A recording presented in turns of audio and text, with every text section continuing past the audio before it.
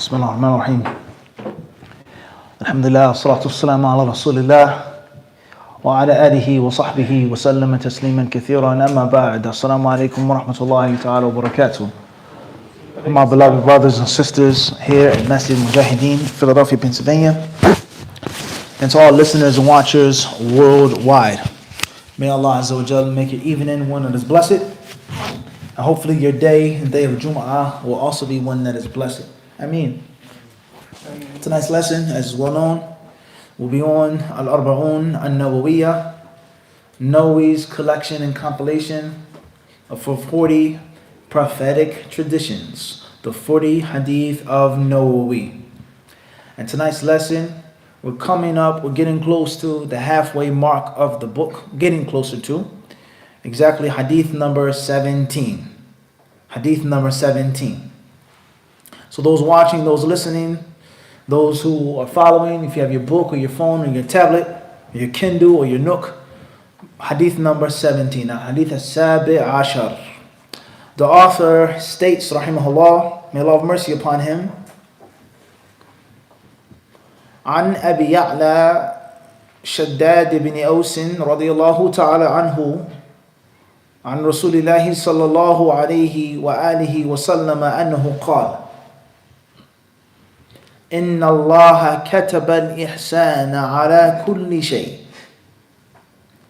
فإذا قتلتم فأحسنوا القتلة وإذا ذبحتم فأحسنوا الذبحة وليحد أحدكم شفرته وليرح ذبيحته رواه مسلم.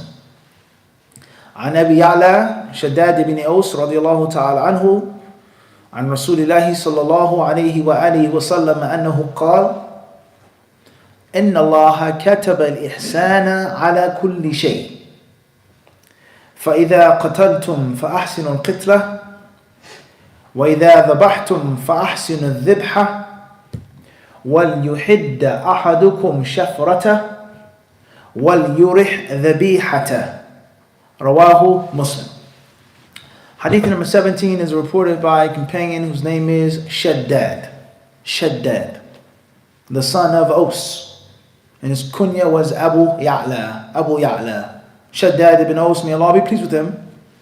The Messenger of Allah sallallahu alaihi wasallam said the following words: إن الله كتب الإحسان على كل شيء.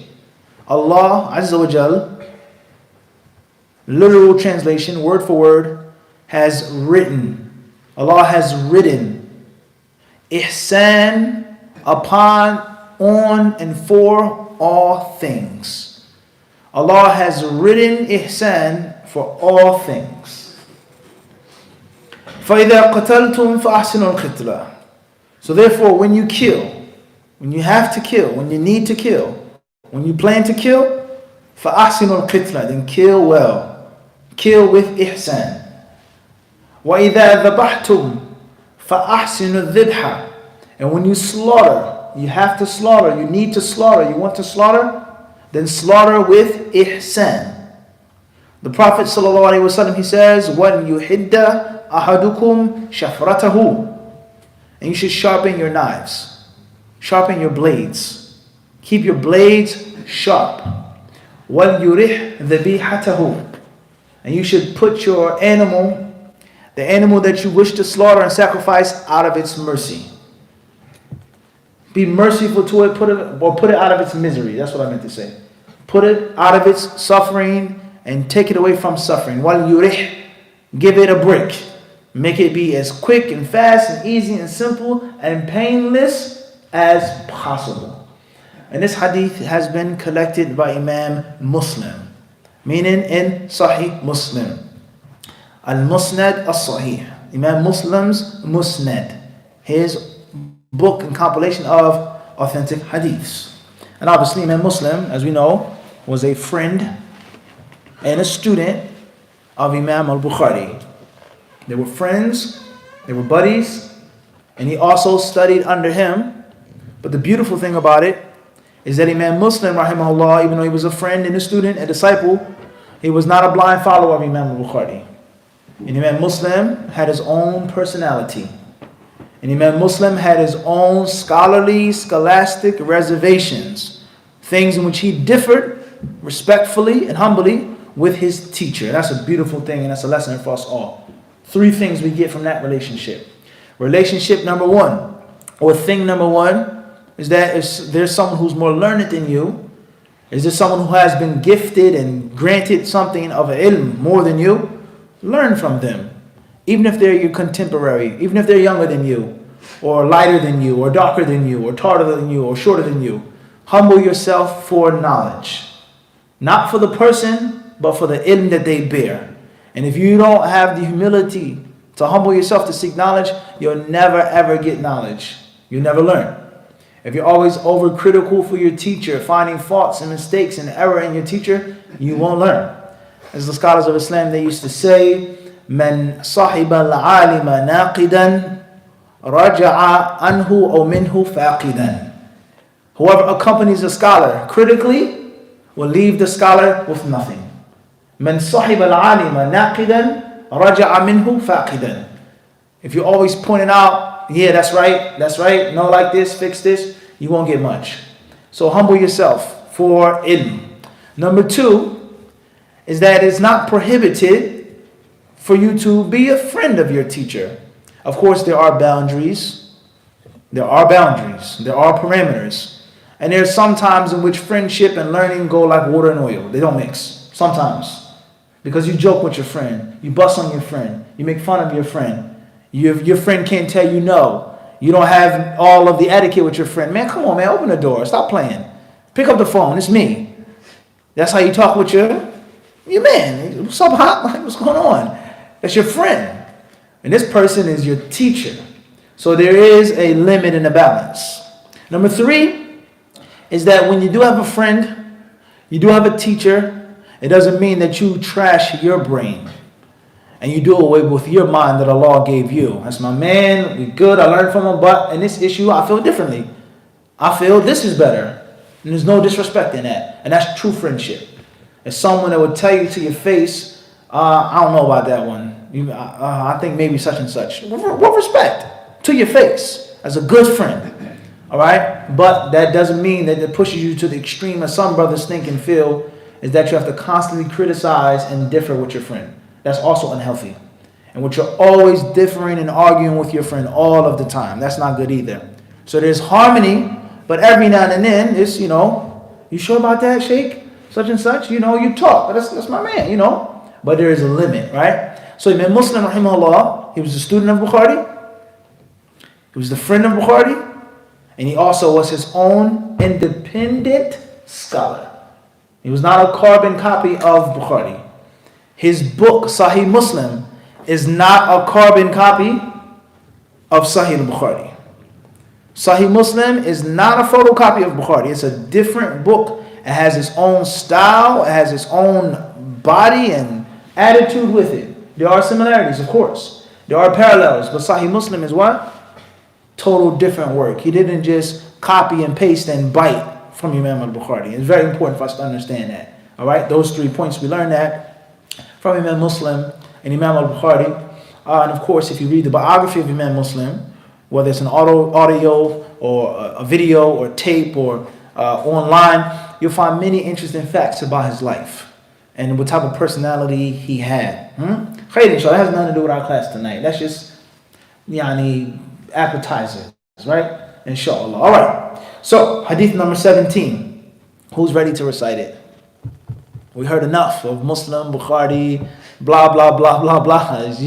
Let's get into the nitty gritty now. The meat and the potatoes. No vegans allowed tonight. Fadl, Sheikh. عن أبي يعلى الشداد بن أوس رضي الله عنه عن رسول الله صلى الله عليه وسلم قال إن الله كتب الإحسان على كل شيء فإذا قتلتم فأحسنوا قتله وإذا ذبحتم فأحسنوا الذبحة وليحد أحدكم شفرته وليريح ذبيحته رواه مسلم. Jazakallah khairan ahsantum. Anybody else? Sheikh Saboy, you want to give it a shot? I'm not. Anybody else? Mujahid? A name like that, Akhi. It's a heavy name to live up to. Heavy name, huh? Tayyib. Khairan, inshallah. All right. So these are the following points that we have to reflect upon this hadith. Number one. What's meant by the word kataba? Allah has written. What's meant by that word? Kataba. This is a word which is mentioned in the Quran several times in different styles. Ya ayyuhalladhina amanu kutiba alaykumus siyam. O you who believe, kutiba alaykum. It doesn't say who, what, but kutiba. It is written upon you. Literal translation. Don't say prescribed, ordained, written. Kataba. Kataba rabbukum ala nafsihi rahmah. Allah has written upon himself, your Lord, mercy. وَكَتَبْنَا عَلَيْهِمْ فِيهَا. Allah says in another ayah, and therein, in that book, in that scripture, we wrote upon them. And the nafsa, that soul for soul. Eye for eye, tooth for tooth, etc. Right? And there are many other verses in which Allah Azza wa Jal mentions kataba. Allah has written. Allah has wrote. Literal translation. Everybody clear on this? Tayyib? Alright, moving forward. So what's meant by this word kataba? Does it mean that Allah has pre-decreed? Aqib, that Allah has pre-decreed it, is written down? Or does it mean that Allah has made mandatory and obligatory? It's wajib, it's fard. As we say, prescribed. Or does it mean that Allah Azza wa Jalla has made a promise, something that He owes no one, He does not owe. No one deserves this from a haqq upon Allah, but He puts it upon Himself. I have written upon myself mercy.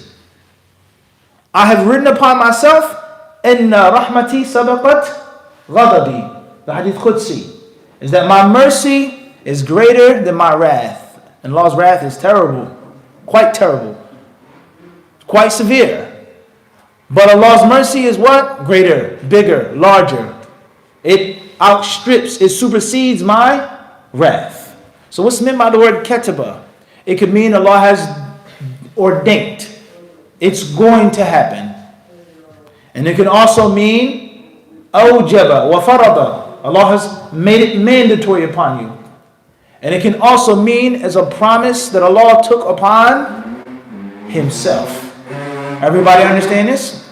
Here in this hadith, it says, Inna Allah kataba al-ihsan. Allah has wrote or written ihsan. It means that Allah Azza wa Jal has several different interpretations. One interpretation that Allah has mandated. Allah has prescribed. Allah has advised you and commanded you to use ihsan in all of your affairs. Whatever you're doing, use ihsan. And another interpretation that can be given to this hadith is that there is a way of ihsan for all things. And Allah has ordained that, pre-decreed that. Those who discover it and know about it. There's a proper way of doing anything that you want to do. Everybody clear on this? So that's with regards to the word kataba. In this hadith, and in what? Any other hadith that you read by yourself, your own personal studies, any verse in the Quran. The different usages of the word what? Kataba, which linguistically means to write down. So it's the faida that is above and beyond my class. You take the benefit when you're in someone else's class, reading your own book, and you can have a better understanding of Quran and Hadith. You're what? Yourselves, without me. Everybody understand this? So that's first and foremost. Secondly is al-ihsan. What is meant by the word al-ihsan? In the Arabic language, there are different forms of verbs, different forms of words. So the word ihsan is a noun, and it comes from a verb which is ahsana. Yuhsinu ihsanan. Fahuwa muhsin. Ahsana is a letter or a word of 4 letters, and it has a meaning. And in the Arabic language, we can strip it down to 3 letters. Original words only have 3 or 4 letters. If there's a word that has 8 letters, a verb that has 7 letters or 6 letters is not original. letters have been added. So the lowest, the minimum of a word, a verb in Arabic is going to be 3. And or it can be 4. So we can take ahsana, alif, ha, sin, nun. Ahsana. And we can strip it down to hasana, hasuna. Ha, sin, nun. So the word hasan, hasuna or hasan can mean handsome. Something's handsome. Something's pretty. Something's beautiful. Something's fair. Something's nice. Something's cool. Something is swell. It's awesome. Hassan. Right? How many brothers you know with that name? Hassan, Hussein, Sheikh Hassan. Right? Very, very, very popular name. Or a female's name. Hassana. Hasna. Very popular name. You may know 1,000 Hassans. Muslim and what? Non-Muslim alike. Hassan, right? طيب. So these 3 letters, ha, sin, nun, and then afterwards you put an alif in front of the ha, ahsana. And the word ahsana, it means, yani, 2 things, 2 usages. Pay close attention. Number 1, al-ihsanu bima'na al-itqan wal-ihkam. Ahsana, ihsan, meaning precision. Precision, accuracy, laser point accuracy. أحسن الشيء يعني أحكمه وأتقنه, a master craft. Verily Allah has prescribed, ordained, decreed, commanded that you use ultimate precision, ultimate accuracy, ultimate professionalism in everything. That's the first meaning of the word ihsan. And the second meaning and usage of the word ihsan, al-ihsanu, yani, is being charitable, being benevolent, being munificent, being kind to people. Ahsana ilayk, ahsanallahu ilayk. May Allah be kind to you. May Allah be good to you. May Allah treat you well. So the word ihsan is going to mean something which is very, very, very sharp or very tight. If there's a bag with a drawstring or a ziplock, you're going to what? It's going to be tight. Ahkamtahu. It's totally sealed off. And the word ihsan can also mean being soft and gentle. Soft and gentle. Easygoing. Be real soft, be real kind. Everybody clear on this? The word ihsan is also used to mean doing a good job. Ahsanta in the Arabic class. Ahsant. You read well. You recited well. You did a very good job. Everybody understand this? Those are the linguistical meanings of the word ihsan. As far as what's meant by those words in Quran and Sunnah, then once again they are used abundantly. Allah Azza wa Jal, He mentions muhsinun, muhsinin, man ahsana amalan, al-husna. Allah mentions this abundantly, that Allah is with the muhsinin, those people who have ihsan. Bala man, nay, whoever ahsana, whoever does well. Okay? So the Prophet ﷺ, when he was asked about it, he said, al-ihsanu an ta'budullaha ka'annaka tarahu, fa'in lam takun tarahu fa'innahu yarak. When Jibreel asked him about ihsan, after he asked him about Islam and Iman, the Prophet ﷺ says, is worshiping Allah like you can see Allah. And if you can't see Allah, know for sure that Allah sees you.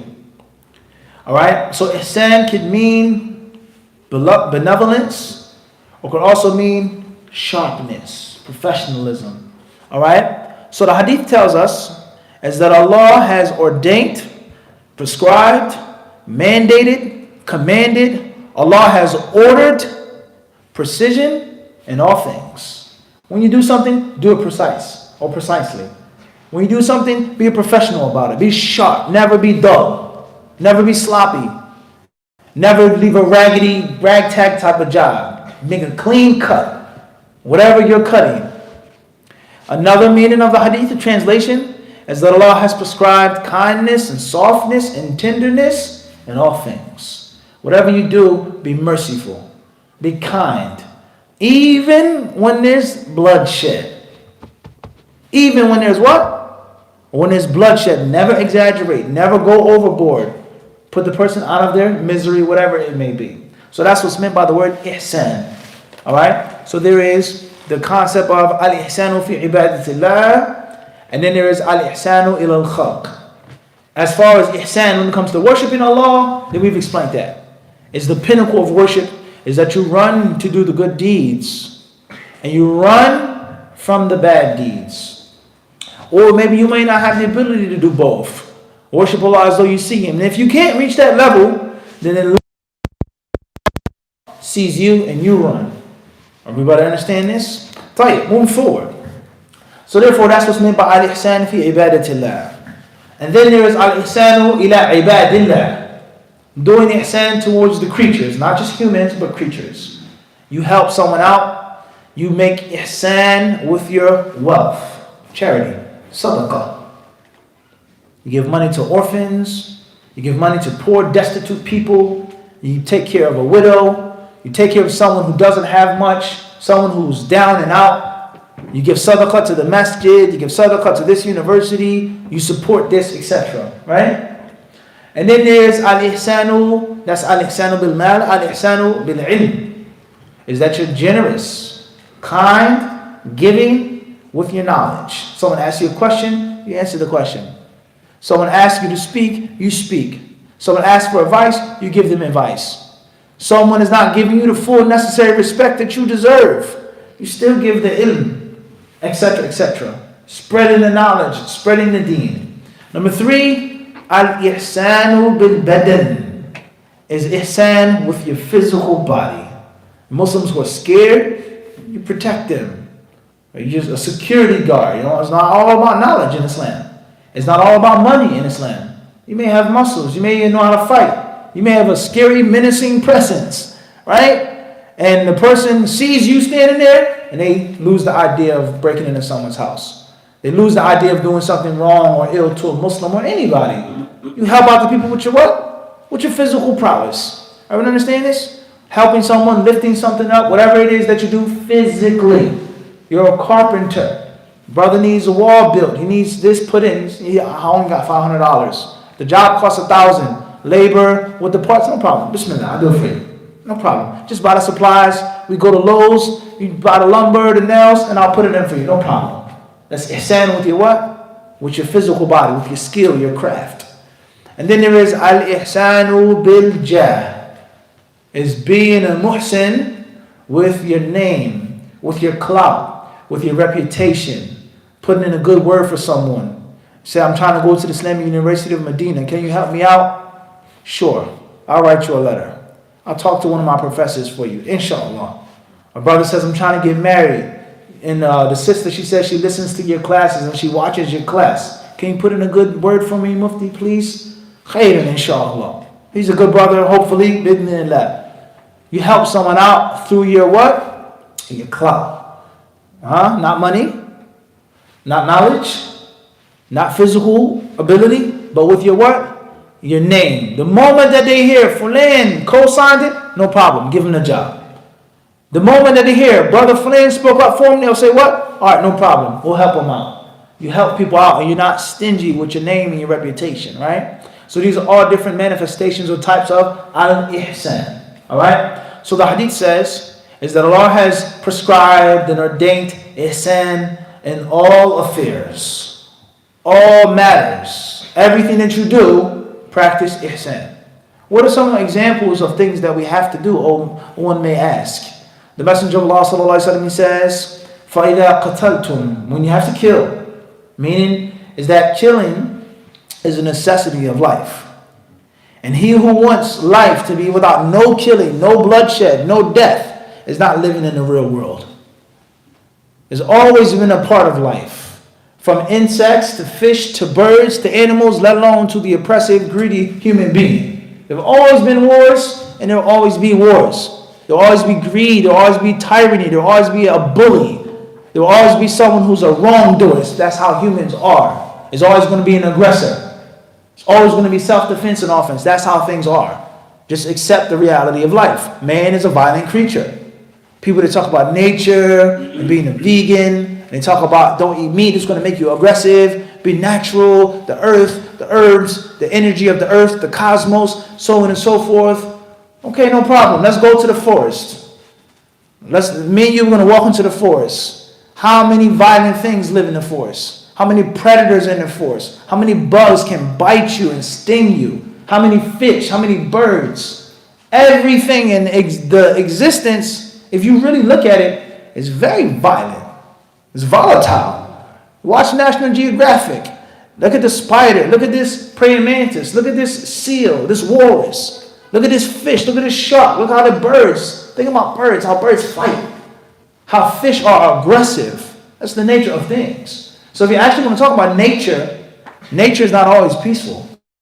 That's a great lie. Oftentimes nature is very what? Very violent, very turbulent. Everybody understand this or not? And the proof is there right in front of you. So oftentimes killing is a necessity. You don't want to be aggressive. You don't want to kill unjustly. You don't want to just use violence irresponsibly and recklessly. But there is a time in life in which you what? You may have to. So when you do it in the most efficient, proficient way possible. Don't torture anyone. Don't mutilate anyone. Don't give someone a slow, painful death out of vengeance. When you kill, then kill with ihsan. The Prophet ﷺ, he gives another example of this. وَإِذَا ذَبَحْتُمْ فَأَحْسِنُوا الذِّبْحَ. And when it comes to a goat or a sheep or a cow or a camel, any animal that you're slaughtering, make sure that you do it with ihsan. You can't be too weak in which you cut half of the throat and the animal runs away. You're a hunter. You shoot the animal in a bad place and has a bad wound. And it walks for miles and days wounded and bleeding and suffering. And we understand this? That's not how you do things. Allah Azza wa Jal, He's the one who made the sheep or the goat or the cow subservient to you, the human, sometimes. Oftentimes a cow may be not subservient, a little rambunctious, right? And the cow or the bull or the goat may have the will to live stronger than your will to eat dinner. And that's proven on the Eid, right? The thing runs away, it butts you, moves you out the way, you have to fight and struggle. But at the end of the day, Allah still made the animal, for your service and for your benefit. مَتَاعًا لَكُمْ وَلِأَنْعَامِكُمْ, as Allah states in many verses in the Quran. So don't think that you're a tough guy or go on an ego trip because I'm standing in front of the animal with a sharp knife. Know for sure that Allah made the animal submissive. And if Allah would have willed, there would be no chickens and turkeys, fowls and pheasants. How hard and how difficult is it to catch birds that fly? How much meat is on their bodies, birds of prey? Do they have a lot of meat on their bones? They don't have a lot of meat. What does their meat taste like? It doesn't have good natural flavors. Very bad taste. They have sharp talons. They have a sharp beak. Allah could have made it for us to eat falcons and owls and hawks. But He gave us other birds that have fat, that have meat, that are easier to catch. And we understand this? Allah could have made just deer, and that's it. How hard is it to catch a deer? Versus a sheep, versus a goat that eats from your hand, that drinks from your hand, that allows you to touch it and take the fleece off of its back. And then you kill him. That's a sign in that. So therefore, when you kill, make sure you do it the proper way. Moving forward, the Prophet ﷺ, he says, giving us more advice, وَلْيُحِدَّ أَحَدُكُمْ شَفْرَتَهُ, and sharpen your knife when you go to slaughter. It can't be a dull knife in which you torture the animal. Or in a capital punishment, execution, electric chair. People will talk about Islam is brutal. Islam is inhumane. Islam is barbaric. Islam is archaic. Islam. Okay, no problem. How many years were people hanged? The gallows. How many people swung from trees? How painful is it to hang somebody? How does somebody die when they're hanged? What happens? How do they actually go out? What foul smells and sounds take place when a person is put through that? What if the noose isn't tight enough? And the list goes on. The electric chair. How many years was the electric chair a means of capital punishment? It's brutal. Someone literally frying in front of you. How long does it take for a person to die? And there are other ways in which they used to kill people and execute people, and then have the nerve and the hypocrisy to call other civilizations, other religions, Islam and other than Islam, savages and barbarians. Savages and barbarians. How could you cut someone's head off? It's barbaric. What's more painful, electric chair or 0.2 seconds? Bismillah. The person's head is on the ground before the sword is down. It's cut so quick that the eyes still move. The nerves don't have enough time to realize what happened. Blood is pouring, squirting out because it was so quick and so swift. Versus an electric chair, someone hanging and swinging. And the list goes on of manifestations of hypocrisy. So therefore, the Prophet ﷺ says, وَلْيُحِدَّ أَحْدُكُمْ شَفْرَتَهُ, sharpen your knife. And then he says, وَلْيُرِحْ ذَبِيحَتَهُ, be kind to the animal, be merciful to the animal. Don't go on an ego trip with the animal. But it's deeper than that. And it's greater than that. The Prophet ﷺ is giving us advice on how to live. He's telling us, always be sharp. When you dress, dress sharply. When you speak, speak sharply. When you do something, you pursue something, never ever be sloppy. Always be what? On point. It's the best advice for any young man. And one of the manifestations of, it's difficult, you can't say a lost generation, but the Pepsi sign, the new generation is dead. It's just look how young people, not all young people, but how many of them, look how they carry themselves. Look how they walk. Look how they dress. Look at their hair.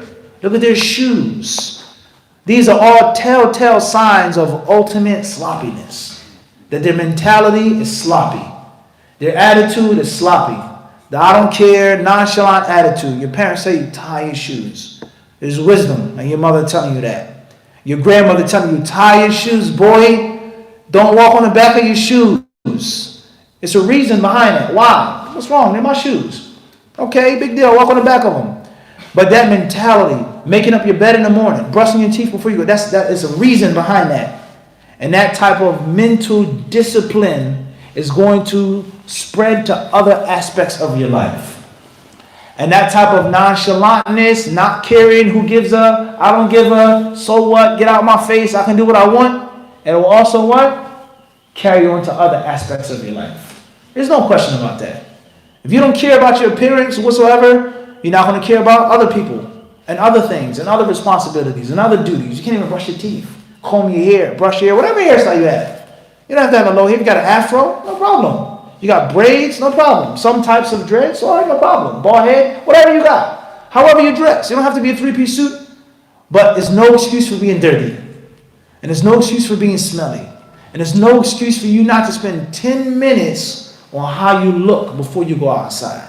Washing your hands before you eat. So on and so forth. Those things is discipline that your old grandmother, who wasn't a Muslim, or maybe she was a Muslim, would tell you. And she tried to ingrain those values in you from a young man. Because in the real world, those things are needed. Those things are needed. You ever live with somebody that used to be in the military? You ever go over a brother's house? I'm sure some of you brothers may have been in the military. What does his bathroom look like? What's his closet look like? What's his shoes look like? It's in order.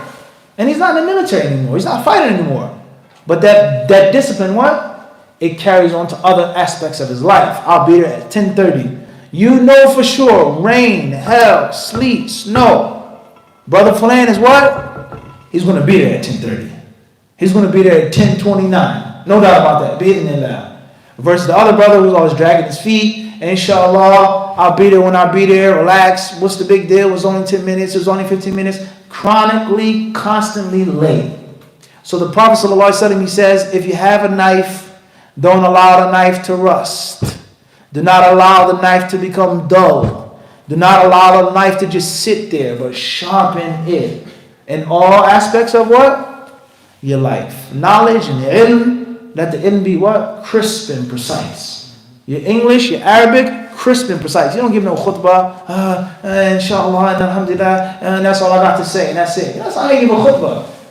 Many brothers that graduate, come home from school, they can't even give a khutbah. That's sad. They can't even give a basic speech, a basic fa'idah. And one of the reasons why they can't is because they don't have the mindset of sharpness. You're supposed to be a honed instrument. Your tools. How do you use your tools, Sheikh? Do you allow them to rust? Does your saw rust? When you cut it on, you need it to what? I need it to cut. I need it to be sharp. And that's the mentality of the Muslim. And it's very paradoxical, very strange, that in the lands in which Islam is dominant, the Muslims are dominant, oftentimes you find the most or the greatest amount of backwardsness. It's sad. the latest, the worst of keeping appointments, the dirtiest, least in hygiene, the least amount of professionalism. Overseas, somebody butt cuts in front of you. Someone looks at you because of what you look like. Someone calls you out your name. Someone helps out their friend. You go to the bank in the Prophet city.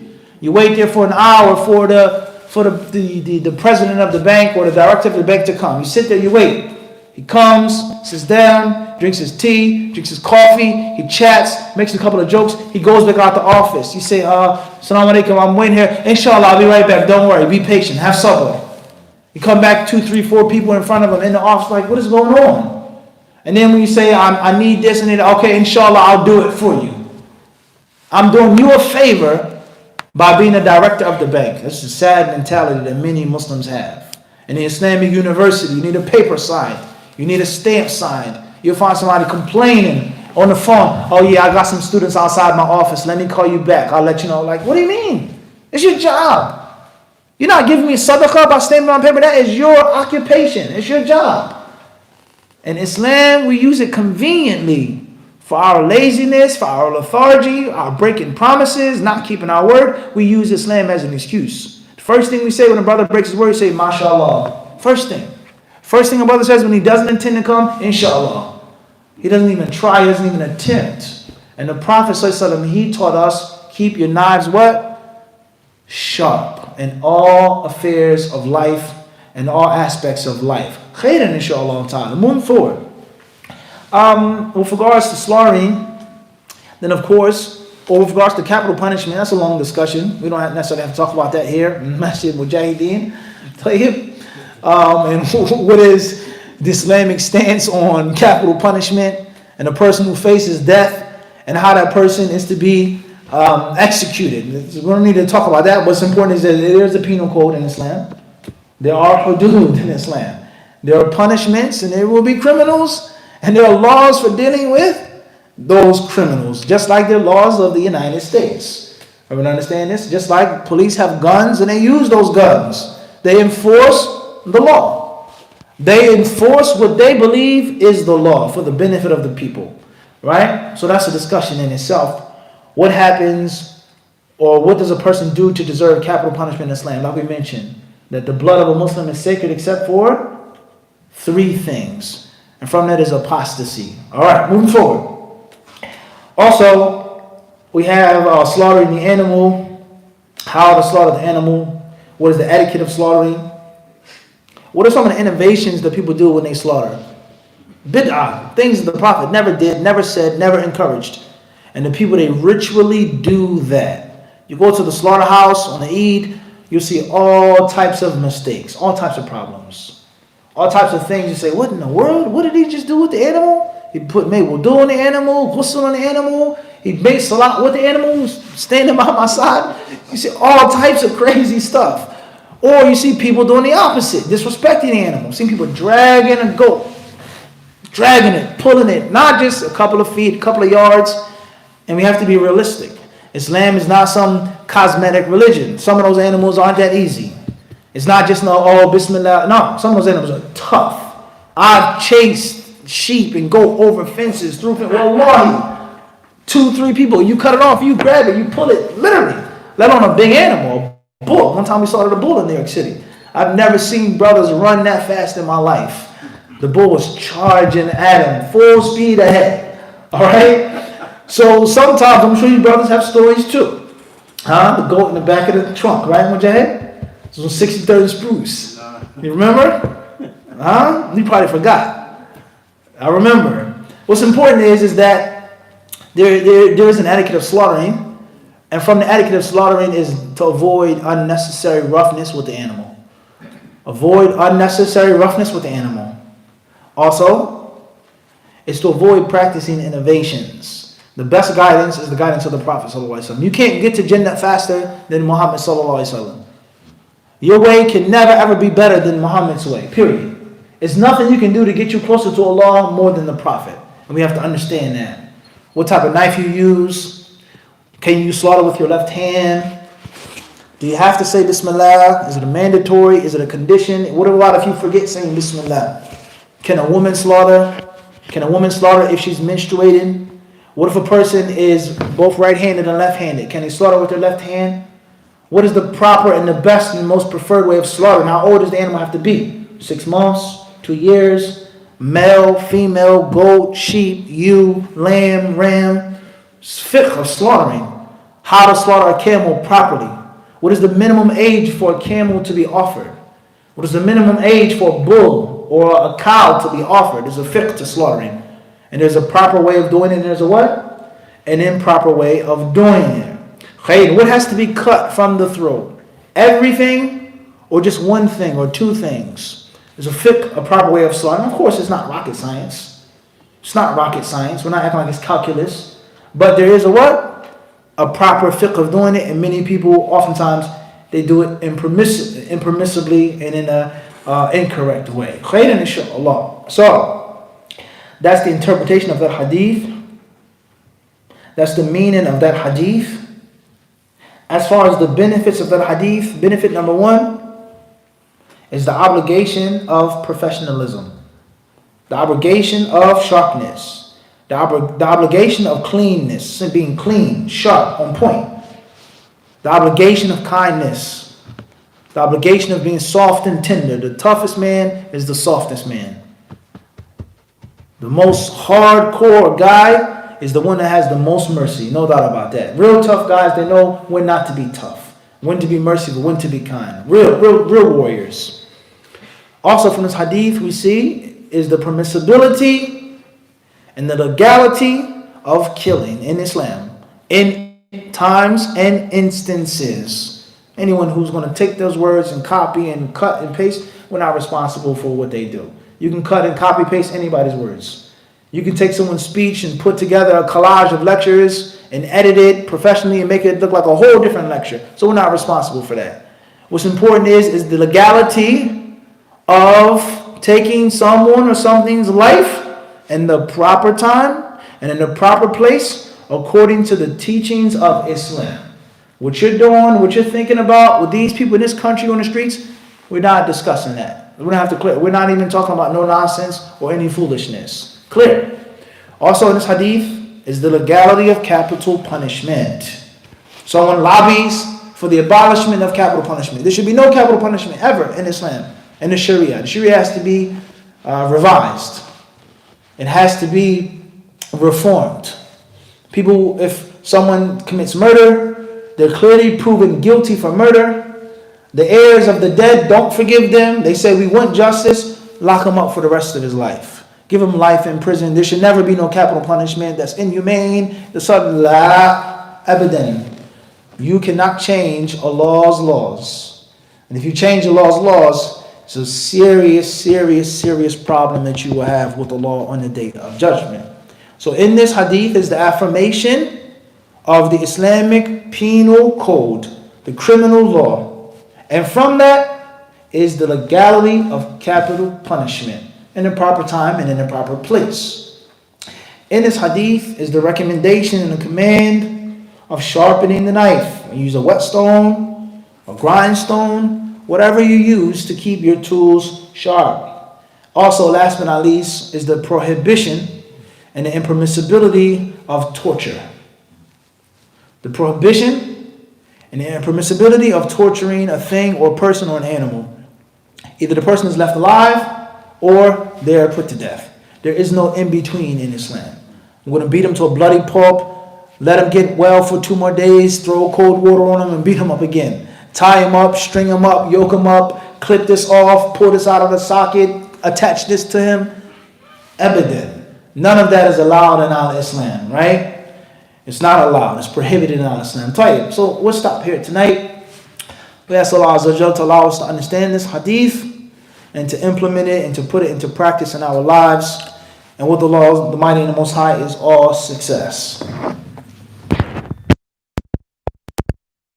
Or they want to add something to the class, they can do so now. Brothers and sisters, bi'idhnillahi ta'ala, and those online as well. Fadl. I was with a brother today, and we were kind of rhetorically asking each other this question, which was, when does a student become a sheikh? And how does a talib become a sheikh? Who made the sheikhs The sheikh. Clear.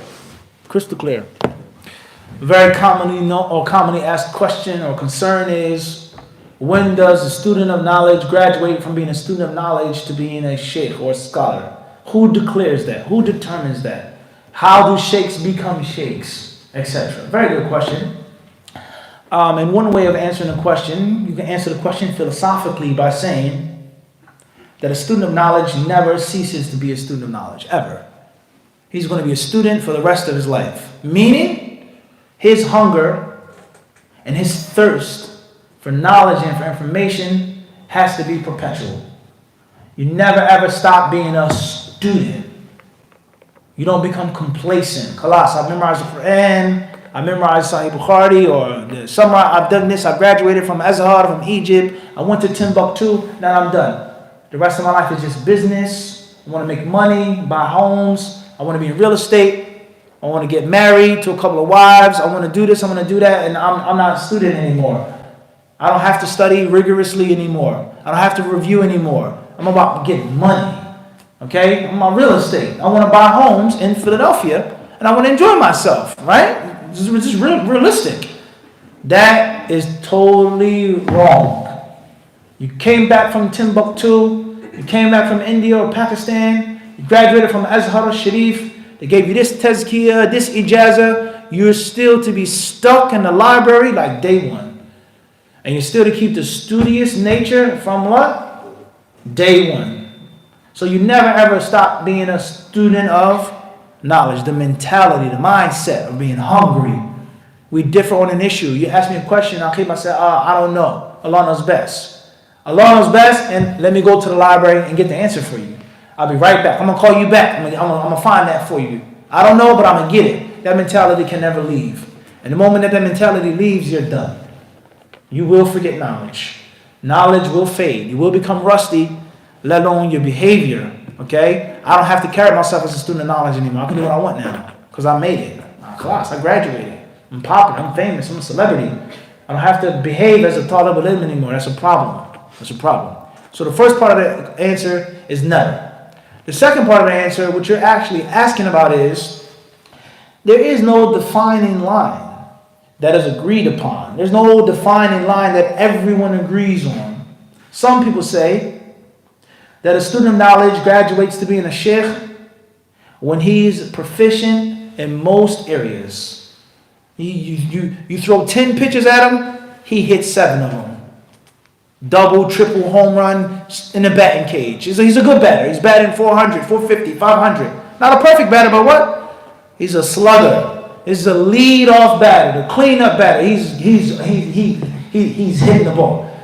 Versus someone that's every now and then getting a single, a bunt, walked, hit by a pitch. It's a difference, right? This guy is what? He's knocking them out of the park. You throw 10 pitches, a fastball, curveball, slider, knuckleball, 7 out of 10 is what? He's on base. 7 out of 10 balls. 6 out of 10 is a home run. No doubt. So you ask him about fiqh issue, tafsir issue, aqidah issue, seerah issue. Is this authentic? What does this mean? And he can proficiently move. Bang, bang, bang, bang, bang. Some say that is a sign that he's graduated from student to sheikh. And others, they say, is that a sheikh becomes a sheikh through the recognition and the acknowledgement of other sheikhs. The recognition of others, in which the other scholars say, no doubt, he's made it. Go home, leave us. Right? The old sensei says, what? Leave. There's no more I can teach you. No more kung fu I can teach you. You're what? Leave. Go. The day you knock this out my hand, he said what? You're no longer my student. Everybody understand this? In which the master acknowledges the pupil. And he says, go. So some they say that other scholars acknowledging the student of knowledge as a sign that he's no longer a what? A student of knowledge. Of course, all of those things are relative. You could be a student of knowledge and still be good and sharp in most areas. There are people that can recognize you for other reasons. Or there are people you maybe have a great deal of ilm and not be recognized. So that's subjective. That's what? That's subjective, let alone the fact that, like you just said, how did those sheikhs become sheikhs. It has to start somewhere, the chicken or the egg. The chicken came from the egg and then it produced another egg. But how did the first egg or the first chicken get there? So there has to be a way, right? So me personally, I would say is that it's a combination of those things and not just one thing by itself. A person has been studying for some time, years out of his or her life. A person whose study and pursuit of ilm is tangible. Not I studied overseas or I was in this country and no. The people can tangibly trace back how long you were in Egypt. It don't have to be Medina. It don't have to be Mecca. It doesn't have to be Saudi. We never said that. It doesn't have to be this Egypt. But we know for sure that you were there studying for some years. And there are people that can testify, no doubt, he was getting it in. Fulan, yeah, he was a beast. He was in the library all day. He was in the class every night. The sheikh, so on and so on and so on and so on and so forth, right? So he's been studying for some years. Secondly, is that your study for those years is tangibly proven. Because many people, they have ghost studies. What's Brother Fulan's qualifications? Yeah, he studied overseas. Or, yeah, he sat with the sheikhs overseas. It's like a ghost. It's nothing that you can grab onto. I studied 5 years in this country. This is what I studied, and this is proven. I graduated from this university. This sheikh, etc. Number 3 is, no doubt, a person becomes a sheikh bid'nillahi ta'ala with mindset. How you think. You want to just ask the sheikh a question and that's it, versus I want to research it myself. Without no disrespect, I want to find out myself. I want to find out why. Why Abu Hanifa said that. Why Imam Malik said it. How did Shaykh al-Albani, may Allah have mercy upon him, how did he reach the result that the hadith is authentic? I want to discover it myself. So when a person has that attitude, has that mentality, and they're qualified to do it for time, there lies no doubt they have leveled up. But it's always going to be subjective. Okay, there are people overseas that are called sheikhs, and someone in another country calls them a talibul ilm. There are people who have different fields of expertise. It's always subjective. And oftentimes there are cliques. No doubt about it. There are cliques. You're from my clique, you're from my squad, you're from my masjid, I like you, you're a sheikh. Last but not least, the last thing I'll say is the utter blunt hypocrisy of many people in this city and other cities as well. It was years ago, in which calling a student of knowledge a sheikh was the cardinal sin. You can never call Brother Fulan a sheikh. If there's a translation, ilm online, a telelink, the sheikh says, Tafaddal, Sheikh Fulan. And you call a brother Sheikh Fulan. So no, you can't call him that. He only called him a sheikh because he likes him. He only called him a sheikh because of respect. He's not a real sheikh. He's just a student of knowledge. So on and so forth. And now you're looking at social media posts today. You're looking at Twitter and Instagram and Facebooks and the live streams by Sheikh Fulan. Sheikh Fulan. But 5 years ago, 10 years ago, 15 years ago, it was an abomination to call someone who could have actually been a sheikh.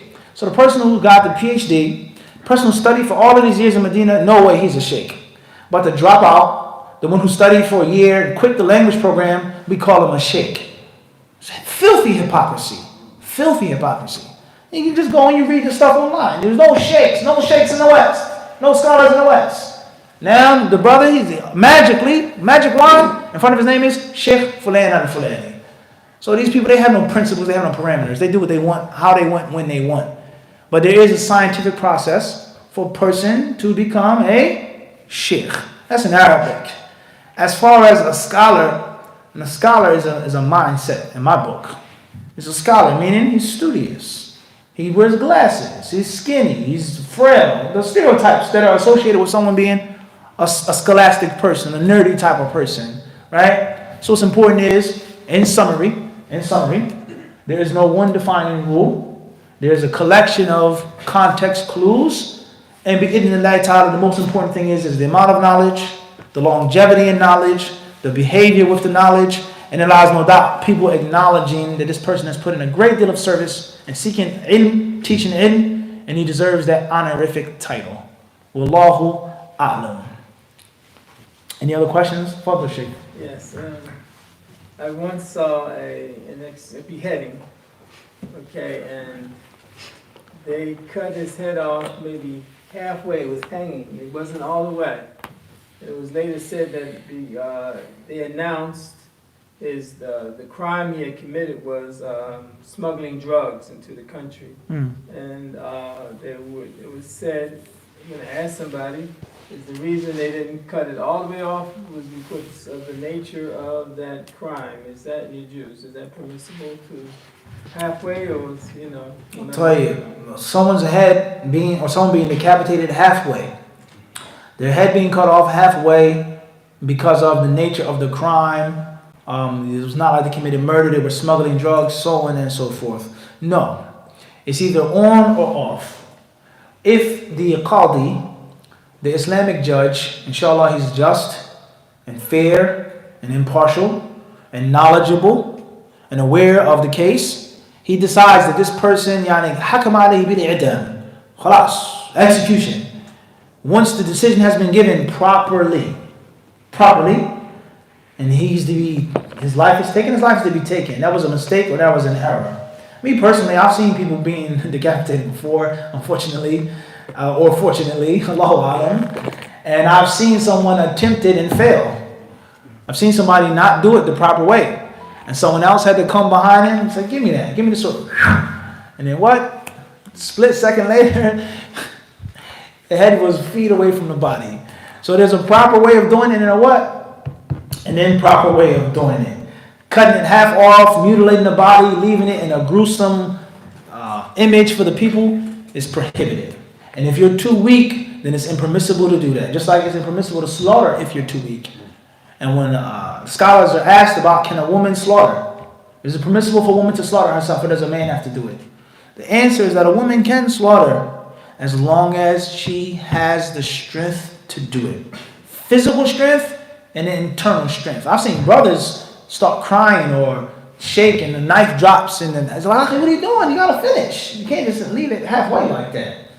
Wallahu alam. You mentioned something about the woman being on the meds. Clear, that's not a condition of slaughter. Slaughter can be valid as well. One does not have to have wudu or be in a state of tahara to slaughter. That's permissible as well. But there are different people who have different reasons and thoughts, certain things that a woman can't do, because there are regulations. A woman menstruating does change certain rules, like divorce. Some say entering the masjid. Some say reading Quran, making tawaf. All right? Times in which you're not supposed to go into the graveyard or into the grave.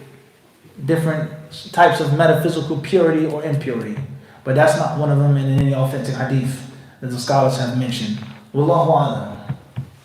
Any other questions, brothers and sisters? Fadl, Sheikh. If a brother has a daughter who is engaged to get married and she's not a Muslim, is there any permissible participation by the father? Clear. A brother has a daughter who's not a Muslim. She's engaged, about to get married. Is there any participation he can do for the daughter? I would say yes, for sure. You're still her father, even if it's not an Islamic wedding. She's not a Muslim. You make dua for Allah to guide her, but you're still her father. She still has rights over you, and you still have rights over her. And there's certain things that you have a duty in with regards to marriage and other things. So, you say, listen, we know you guys aren't Muslim, I'm a Muslim. It's not about religion, but I just want to make sure everything is done properly. I'm supporting my daughter, I'm helping her out, and I'm happy for you. I'm happy for you. I wish the best for you, even if you're not a Muslim. And, hopefully, bi'idhnillahi ta'ala, when the non-Muslims see this, it will have an impact on them. And we all know the effect of the janazah. How many people have accepted Islam because of witnessing a Muslim janazah? I remember one time it was this non-Muslim lady. I don't know if I should tell this story or not. She was in the graveyard. She started crying. Literally. She started pouring out in tears. She said, this is so beautiful. I've never seen anything like this in my life. This is how I want to be buried. She saw the brothers handling their business in the janazah. And there are other parts of the story as well, with regards to non-Muslim women witnessing the janazah, so on and so forth. And they see the big, strong Akis taking care of their business. So it's always good da'wah. So even if it's not a religious affair, I'm there to support your daughter. I love you. I hope the best for you. Hopefully you produce good grandchildren. Hopefully they'll be Muslim. And I'm here as your father. There's nothing wrong with that. With the condition that you're not involved with that which displeases Allah. The moment they start displeasing Allah and disobeying Allah, gotta withdraw. But those things have to be discussed beforehand. And if your daughter loves you and respects you, she's going to cater to you. No doubt about that. You go over your non-Muslim grandmother's house or something, the pork is over there, your stuff is over there. They'll respect you. They know, Fulan is coming over, don't bring the wine near him. They're not going to disrespect you. We're going to go in the room and pray to Jesus. You can make salah in the other room. They're going to separate certain things because of respect for you. Wallahu a'lam. Khayr, inshallah. Take a few online before we offer Salat al-Isha. Bi-idhnillahi ta'ala. Question that comes from initials YR, Wiltshire, UK. Assalamu alaikum, Sheikh. Any updates on a library tour? It's eagerly anticipated all over the world. Wa alaikum assalam wa rahmatullahi ta'ala wa barakatuh. Soon enough, inshallah. We'll start giving some library tours. Not absolute library tours. Some parts of the library which are off limits to the public eye. Alright? It's different layers to the dungeon. Certain books no one can know about. And then other books, other parts of the library, which is what?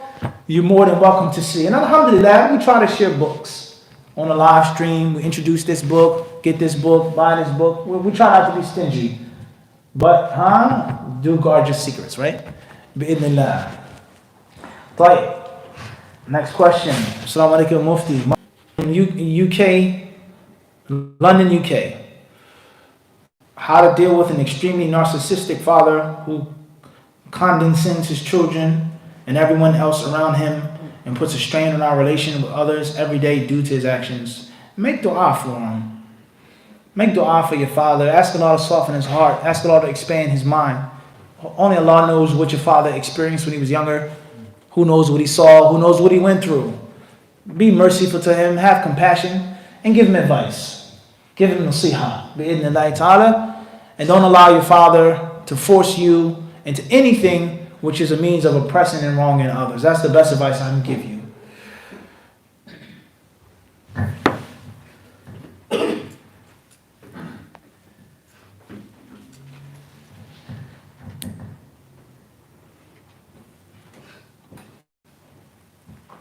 Assalamu alaikum, MQ from UK, Reading, UK. Alhamdulillah, I did salat whilst I was on addiction. Started praying around the age of 14. Now I'm 20.